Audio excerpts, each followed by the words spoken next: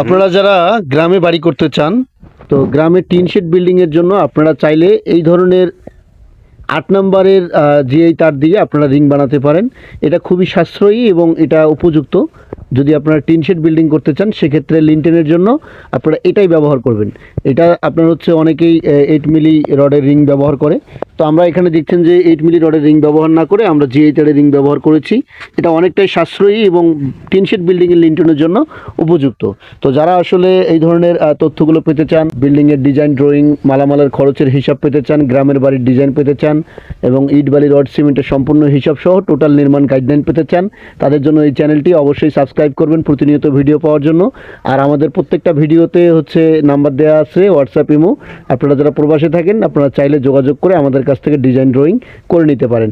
ভিডিওটি ভালো লাগলে শেয়ার করে দিবেন আর সাবস্ক্রাইব করবেন প্রতিনিয়ত ভিডিও পাওয়ার জন্য। আসসালামু আলাইকুম।